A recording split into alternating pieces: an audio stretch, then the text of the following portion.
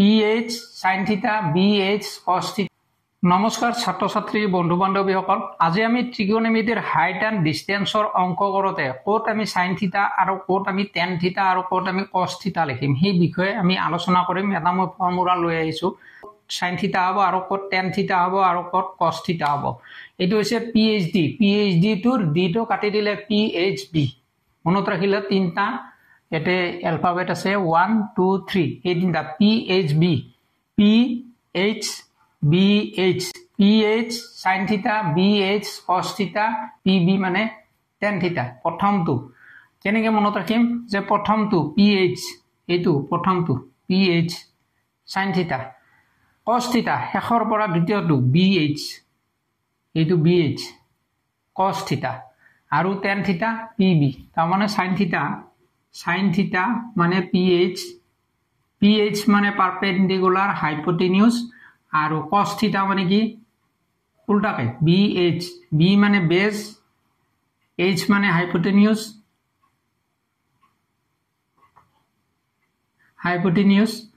আৰু tan theta কেতিয়া হ'ব? tan theta হ'ব আমাৰ PB, perpendicular by base। এইকেইটা হৈছে যে কেতিয়া আমি sin theta আৰু কেতিয়া আমি tan theta আৰু cos theta লিখিম হাইট এণ্ড ডিষ্টেন্সৰ অংক কৰোঁতে। আমি যেতিয়া হাইট এণ্ড ডিষ্টেন্সৰ অংক কৰিম তেতিয়া কোনটো sin theta কোনটো cos theta হ'ব আমি থিটা কোনটো লিখোঁতে সেইটো জনাৰ কাৰণে PhD-ৰ PHB কৰি দিলে হ'ল PH BH আৰু PB। এই তিনিটা ফৰ্মুলা কিয় কৈছো? এই তিনিটা যে এই তিনিটা ফৰ্মুলা লিখিলে ইয়াৰ সাইনৰ উল্টাটো কি হ'ব? সাইনৰ উল্টাটো হ'ব cosec theta। তো cosec theta হ'ব H/P। তো cosৰ উল্টাটো কি হ'ব? sec theta, আৰু sec theta টো কি হ'ব? H/B। আৰু tan theta is equal to cot theta হ'ব B/P। উল্টা দিলে হ'ল। তাৰ মানে আমি এই তিনিটা ৰাখি জানিলে বাকি cot sec cosec য'ত হয় আমি তৎক্ষণাত ক'ব পাৰিম।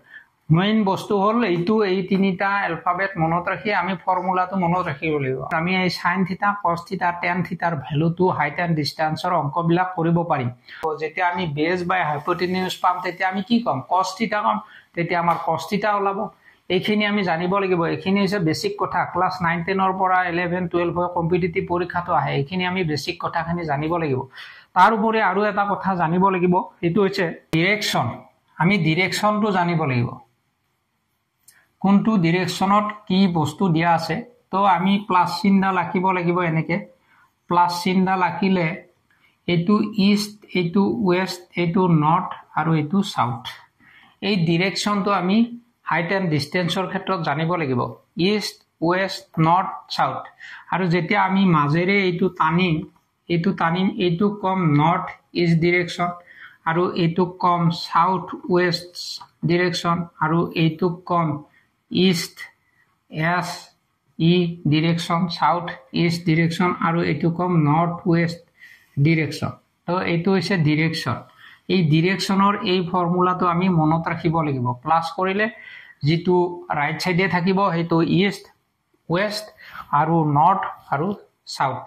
আৰু এইটো টানি দিলে এই ডিৰেকশনটো আমি গম পাই যাম ইষ্ট নৰ্থ ইষ্ট, এইটো ওয়েস্ট নৰ্থ ওয়েস্ট আৰু এইটো সাউথ ইষ্ট আৰু এইটো কি সাউথ ওয়েস্ট। এই ডিৰেকশনটো আমি মনত ৰাখিব। এই দুটা কথা যদি আমি মনত ৰাখিব পাৰো তো অংকটো আমি প্ৰেক্টিস কৰি থাকিলে অংকটো 100% আমি কৰিব পাৰিম হাইট এণ্ড ডিষ্টেন্স ত্ৰিকোণমিতিৰ অংক। তো ছাত্ৰ ছাত্ৰী বন্ধু বান্ধৱীসকল, আজিৰ এই ত্ৰিকোণমিতিৰ আইডিয়াটো টিপছটো কেনেকুৱা লাগিছে? যদি ভাল লাগিছে এটা কমেন্ট কৰি জনাই দিবলৈ পাহৰি নাযাবা।